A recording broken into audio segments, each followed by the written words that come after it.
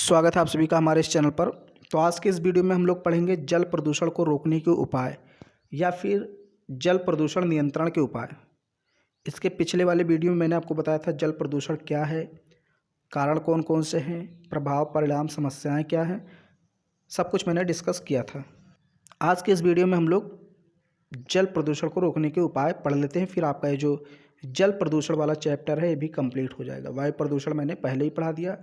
इसके बाद हम लोग ध्वनि प्रदूषण, मृदा प्रदूषण, इन सब के बारे में भी चर्चा करेंगे। तो जब मैंने आपको वायु प्रदूषण पढ़ाया था तो वहाँ एक ट्रिक मैंने बताई थी कि अगर भाई कोई प्रदूषण है, अगर हमें उस प्रदूषण को रोकना है, उपाय लिखना है, तो जो कारण होता है ना उसी से हम उपाय भी निकाल सकते हैं। मतलब जिस कारण से प्रदूषण होता है अगर उन कारणों पर रोक लगा दें तो प्रदूषण रुक जाएगा। तो कारण और उपाय बहुत आसान होता है। मतलब ओके, जैसे यहाँ पर मैंने कुछ जल प्रदूषण को रोकने के उपाय लिखे हैं पॉइंट वाइज। जहाँ तक संभव हो किसी प्रकार के अपशिष्ट या अपशिष्ट बहिस्राव को जलाशयों में मिलने नहीं दिया जाना चाहिए, यानी कि मिलने से रोक दिया जाना चाहिए। जो गंदे जल हैं, अपशिष्ट पदार्थ हैं, मल मूत्र हैं, उनको हमें जलाशय में मिलने से रोकना चाहिए। जलाशय मतलब नदी, तालाब, सागर, महासागर। ओके, अब देखिए यहाँ पर कुछ पॉइंट आगे दिखाया है फिर उसने।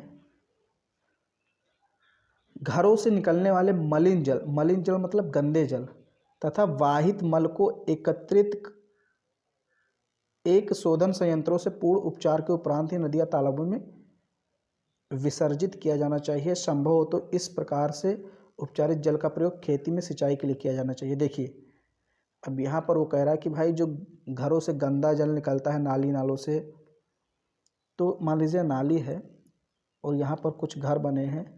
ओके, 1 मिनट,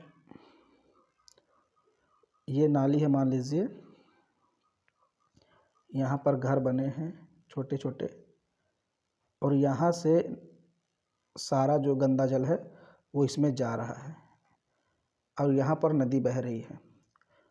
तो देखिए वो कह रहा है भाई कि यहाँ पर अगर हम कुछ ऐसा यंत्र लगा दें कि जिससे जो शुद्ध पानी है वही नदी में मिले, बाकी कचरा यहीं पर छंद जाए, तो इससे हम जल प्रदूषण होने से बच सकते हैं, यानी कि जल प्रदूषण को कम कर सकते हैं, रोक सकते हैं। और अगर कोशिश करें कि भाई ये जो पानी है इसका यूज़ हम खेतों में कर लें, आसपास के जो खेत है उसकी सिंचाई के लिए कर लें, अब तो और बढ़िया हो गया, जल का उपयोग भी हो गया। ओके, तो यही आपको बता रहा है। ओके, क्या कह रहा है, घरों से निकलने वाले मलिन जल या वाहित मल को एकत्रित कर एक शोधन संयंत्रों से पूर्ण उपचार के शोधन संयंत्र मतलब स्वच्छ शुद्ध करने वाले यंत्र के माध्यम से उपचार करके उसके उपरांत नदी या तालाबों में विसर्जित किया जाना चाहिए। नदी तालाब में अगर जल को डालते हैं तो उसको शुद्ध करके डालें। अगर संभव हो तो इस प्रकार से उपचारित जल का उपयोग खेती या सिंचाई के लिए किया जाना चाहिए। ओके, फिर है पेयजल स्रोतों जैसे तालाब, नदी इत्यादि के चारों दीवार बनाकर विभिन्न प्रकार की गंदगी प्रवेश को रोक देना चाहिए।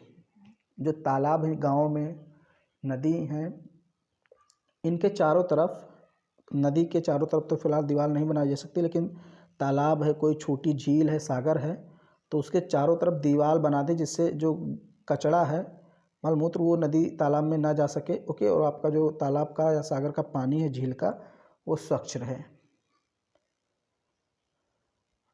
जलाशयों के आसपास गंदगी करने, उनमें नहाने, कपड़े धोने इत्यादि को रोक देना चाहिए। गंदगी, साबुन तथा अन्य प्रक्षालक पदार्थ जल में ना मिलने पाए। ओके, मतलब जो गंदी चीज़ें हैं उसको जलाशय में ना जाने दिया जाए। नहाने, कपड़े धोने, इसको रोक दिया जाए कि भाई आप तालाब में कपड़े मत धोइए, अलग पानी लेके जाइए, धो लीजिए। ओके, तो ये सब चीज़ें करेंगे तो इससे भी जल प्रदूषण हम रोक सकते हैं। नदी तथा तालाबों में पशुओं को नहलाने पर भी पाबंदी होनी चाहिए, क्योंकि इससे अनेक प्रकार के रोगाणुओं के जल में फैलने की संभावना रहती है तथा जल प्रदूषण होता है, यानी जल प्रदूषित हो जाता है। तो भाई अगर हम पशुओं को, गाय भैंसों को नहलाते हैं तो बहुत सारा हमारा जो जल है वो गंदा हो जाता है, प्रदूषित हो जाता है, तमाम तरह के उसमें कीटाणु जीवाणु चले जाते हैं।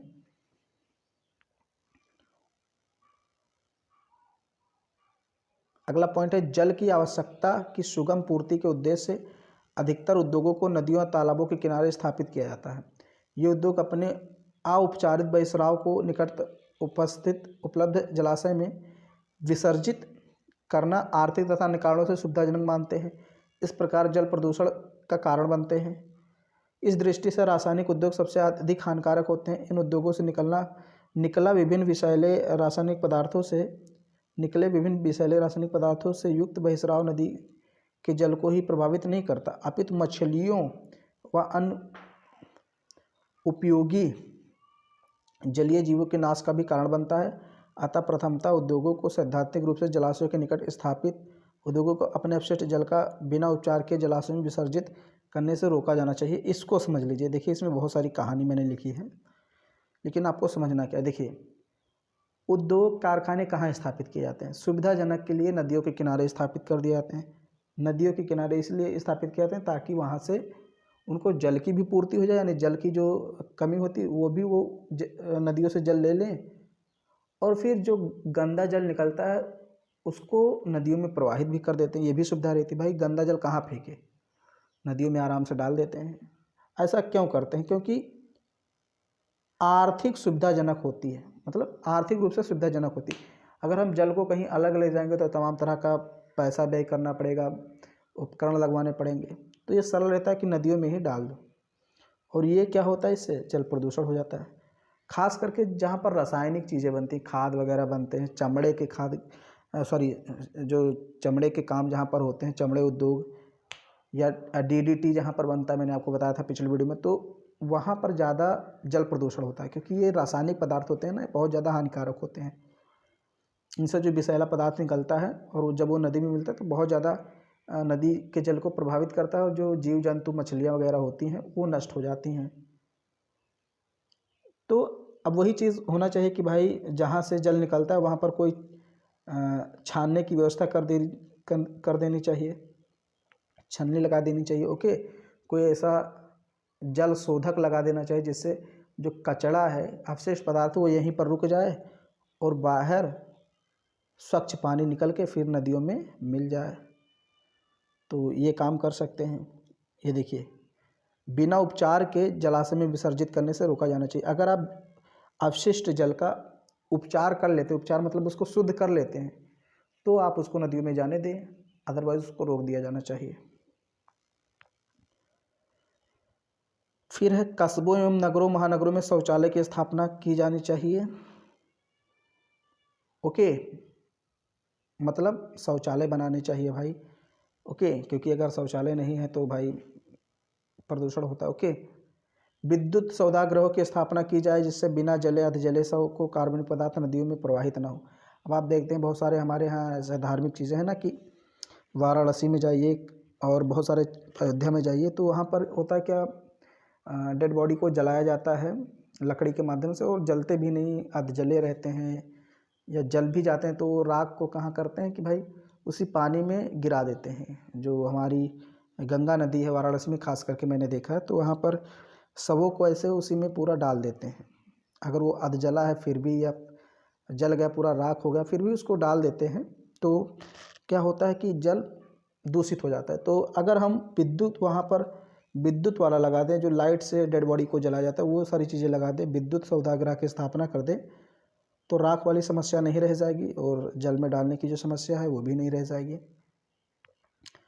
मृतक पशुओं को जल में विसर्जित करने से रोका जाना चाहिए, इस पर प्रतिबंध लगा देना चाहिए। जो मृतक जीव जंतु होते हैं, अक्सर लोग उनको जल में मतलब ढकेल देते हैं या फिर फेंक देते हैं, तो इससे जल प्रदूषण हो जाता है। अगला पॉइंट है आपका, देखिए इन सारे पॉइंट को मैं एक बार पढ़ देता हूँ, बाकी बहुत सरल भाषा में सब चीज़ें लिखी हैं। अगर 2 बार आप पढ़ेंगे तो आपको समझ में आ जाएगा, एक बार में तो कोई भी चीज़ समझ में आती नहीं है। इसको आप स्क्रीनशॉट ले लीजिएगा, या फिर मैं नोट्स एक साथ में प्रोवाइड करा दूंगा। ओके, मैं आपको बताऊंगा नोट्स कहाँ और कैसे मिलेगा। अगला पॉइंट है नगर पालिकाओं को सीवर शोधन संयंत्रों की व्यवस्था करनी चाहिए। ये जो मैंने बताया ना, शुद्ध करने वाले जो यंत्र होते हैं जल को, इसकी व्यवस्था नगर पालिकाओं को करानी चाहिए। अगला पॉइंट है सरकार को जल प्रदूषण के नियंत्रण से संबंधित उपयोगी एवं कारगर नियम एवं कानून भी बनाने चाहिए। व्यक्तियों, समुदायों, सामाजिक संगठनों, व्यापारिक प्रतिष्ठानों के कर्मचारियों, सरकारी अधिकारियों, मिल मालिकों को इन नियमों कानूनों का सख्ती से पालन करना होगा। इन नियमों कानूनों का उल्लंघन करने वालों को सख्त सज़ा मिलनी चाहिए और उनसे भारी आर्थिक दंड वसूल किया जाना चाहिए। मतलब सरकार को कुछ ऐसी योजनाएं, कार्यक्रम, कानून बनाने चाहिए जिससे जल को दूषित होने से रोका जा सके और ये सभी पर लागू होना चाहिए। कोई मिल मालिक है, कारखाने उद्योग का मालिक है, कर्मचारी है, सरकारी अधिकारी, सबको इस नियम कानून का पालन करना चाहिए। कोई नहीं करता है तो उसको सज़ा देनी चाहिए, उस पर आर्थिक दंड लगा देना चाहिए, यानी जुर्माना लगा देना चाहिए। फिर यहाँ पर अगला पॉइंट है, उर्वरकों एवं कीटनाशकों का उपयोग आवश्यकता अनुसार ही किया जाए। डीडीटी तथा इसी प्रकार के स्थायी प्रकृति के कीटनाशकों एवं पेस्टनाशियों का उपयोग पर प्रतिबंध लगाया जाना चाहिए। जैसे होता नहीं, फसलों में अक्सर कीड़े लग जाते हैं तो कीड़ों को मारने के लिए बहुत सारे मतलब कीटनाशक का प्रयोग करते हैं। अधिक पैदावार बढ़ाने के लिए बहुत ज़्यादा रासायनिक खादों का प्रयोग करते हैं। उर्वरक का मतलब क्या, रासायनिक खाद। तो इन पर थोड़ा सा प्रतिबंध लगाना चाहिए, क्योंकि ये क्या होते हैं, एक तो मिट्टी को मतलब प्रदूषित कर देते हैं, मृदा प्रदूषण भी होता है और ये वही मिट्टी ना बह करके जब बारिश वगैरह होती है तो जल में पहुंचती है, तो जल भी कहीं ना कहीं प्रदूषित हो जाता है। तो ये सारी चीज़ें प्रतिबंधित होनी चाहिए। बहुत मतलब ज़्यादा से ज़्यादा देसी खाद का इस्तेमाल हो तो ठीक रहेगा। जल प्रदूषण के कारणों, दुष्प्रभावों एवं रोकथाम की विधियों की जानकारी जनसाधारण को दी जाए। इसके लिए रेडियो, दूरदर्शन, समाचार पत्र, गैर सरकारी संस्थाएं महत्वपूर्ण योगदान कर सकती हैं। लोगों में जागरूकता फैलाई जाए कि हमें जल को बचाना है गंदा होने से। ओके, चाहे रेडियो के माध्यम से, मोबाइल, दूरदर्शन, समाचार पत्र, टीवी, जो अगर आप पढ़े लिखे हैं तो भाई अपने घर में कम से कम तो बता ही सकते हैं ना। ज़्यादा लोगों को नहीं बता सकते, लेकिन घर में आप अपने माता पिता, भाई बहन, बुजुर्ग जो आसपास हैं उनको बताइए कि जल का संरक्षण करना है, इसको बचाना है। फिर अगला पॉइंट है, जल प्रदूषण यानी निवारण एवं नियंत्रण जो कानून बना था 1974 में, उस अधिनियम को प्रभावी ढंग से लागू किया जाना चाहिए। अधिनियम की समीक्षा के लिए पर्यावरणविदों एवं विधि विशेषज्ञों की एक समिति बनाई जाए। समिति की संस्तुतियों एवं सुझाव के आधार पर आवश्यकता अनुसार अधिनियम को संशोधित किया जाए। यानी जो कानून बना था जल प्रदूषण निवारण एवं नियंत्रण अधिनियम 1974, इसको सही से लागू किया जाए और इसमें और कठोर इसको बनाया जाए। ओके, मतलब इसको थोड़ा और शक्तिशाली बनाया जाए और इसका कड़ाई से पालन कराया जाए। फिर अगला पॉइंट है, पशुओं को जल में नहलाने से रोगाणु के फैलने की संभावना रहती है, जिससे जल प्रदूषित होता है। इसलिए पशुओं को नदियों, तालाबों में नहलाने पर प्रतिबंध लगाया जाए। ये 7 पॉइंट मैंने आपको बता भी दिया इससे संबंधित। ओके, तो इतने उपाय हैं और भी बहुत सारे उपाय हैं। अगर ऐसा हम करते हैं तो कहीं ना कहीं जल प्रदूषित होने से बच सकता है। काफ़ी समय तक हम उसका उपयोग करने में सक्षम रहेंगे। लेकिन अगर इन सारे पॉइंट पर हम लोग नहीं ध्यान देते हैं और जल का लापरवाही से उपयोग करते हैं तो फिर एक दिन समस्या उत्पन्न हो जाएगी। नलों से पानी निकलना बंद हो जाएगा, निकलेगा तो बहुत कचड़े टाइप का निकलेगा।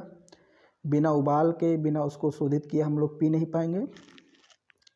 तमाम तरह के रोग परेशानी आपको होगी, हमको भी होगी। तो इसलिए इसको बचाना है। पर्यावरण प्रदूषण को कम करना है, चाहे जल प्रदूषण हो, चाहे वायु प्रदूषण, चाहे ध्वनि प्रदूषण। जनसंख्या को कंट्रोल में रखना है। ओके, और अगर ये वीडियो पसंद आए तो उसको लाइक भी करना है, शेयर भी करना है और चैनल को सब्सक्राइब भी करना है।